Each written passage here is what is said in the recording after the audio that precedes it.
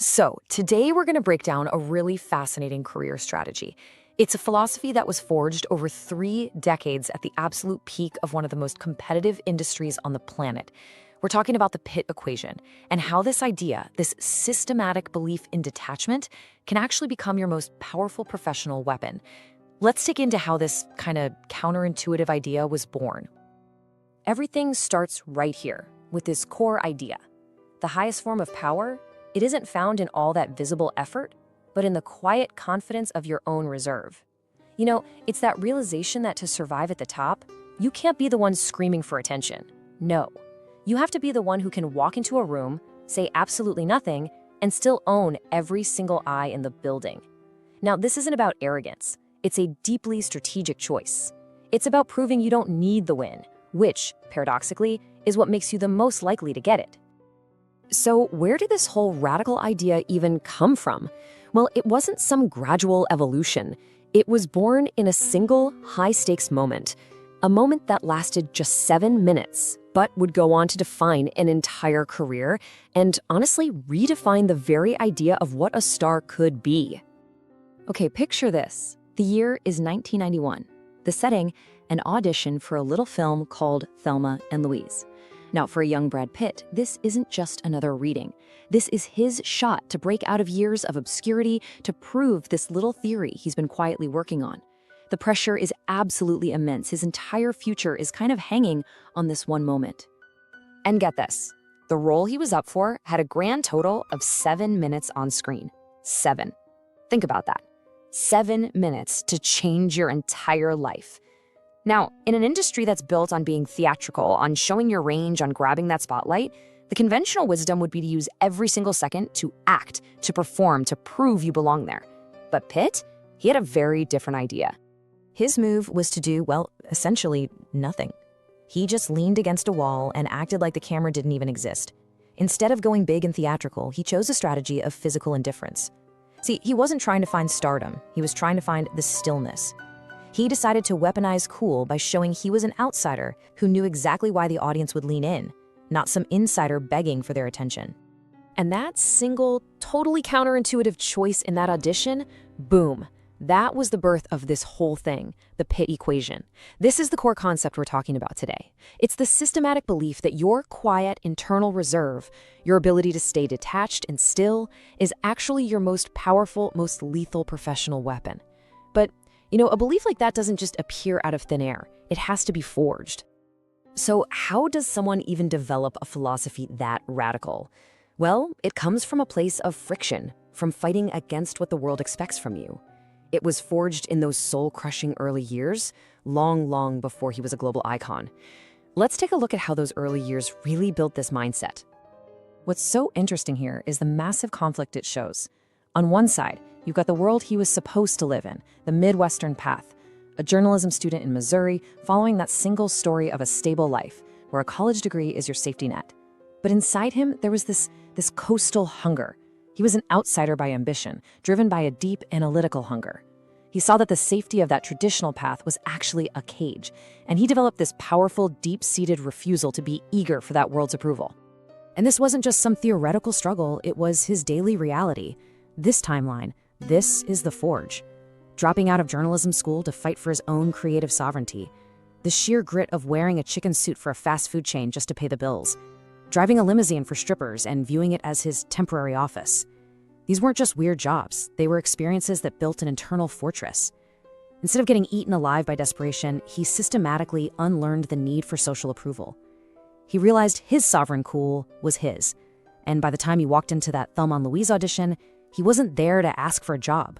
He was there to be undeniable. So out of that friction, out of that forge of the early years, a really powerful and coherent philosophy started to emerge. It was a mindset that basically rejected everything the industry taught about how to succeed. It was the philosophy of indifference.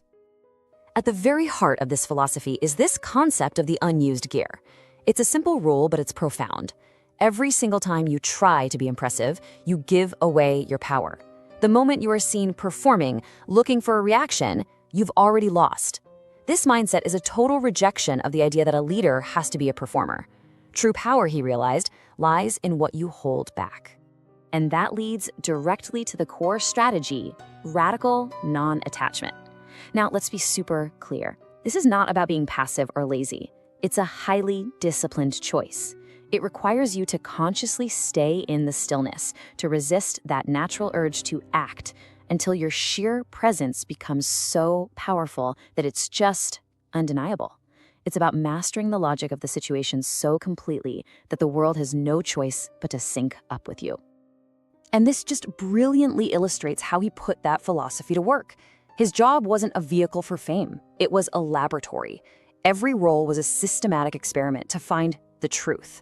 This intellectual approach was all about creating mystery for the audience, making sure that his work was always about the project, never about his own stardom.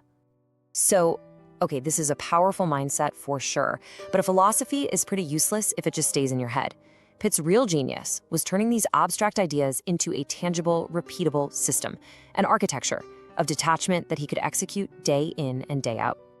It's the crucial question, isn't it? How do you take something as abstract as radical non-attachment and turn it into a set of practical habits you can actually rely on when the pressure is on? Well, he developed a really rigorous set of rituals. He basically built the system on 3 core pillars. First, physical displacement, using props like food to force a natural, non-theatrical reaction. Think about the Rusty Ryan cheeseburger in Ocean's 11. It just grounds the whole performance in something real. Second, the Object Audit, which is like a mental check-in to dismantle all the outside noise and trust his own focus.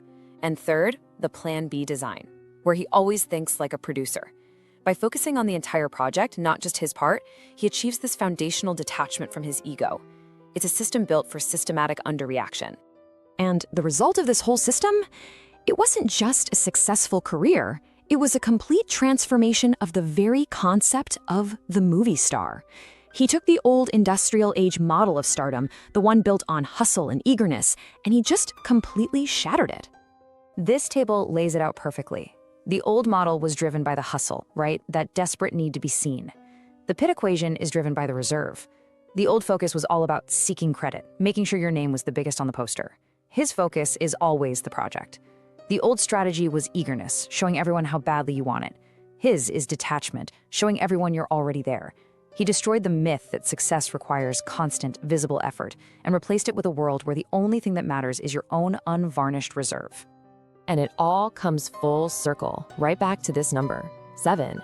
That one 7-minute audition didn't just launch a career. It proved a whole new model for success was possible.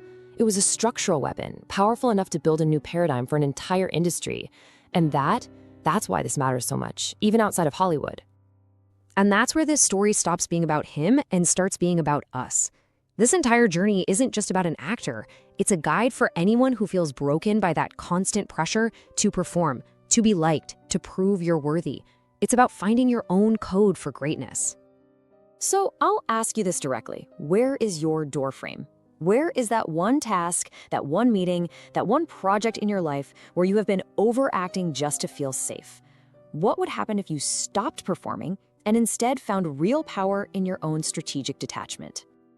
Here's your path. First, find that one area where you know you've been overacting.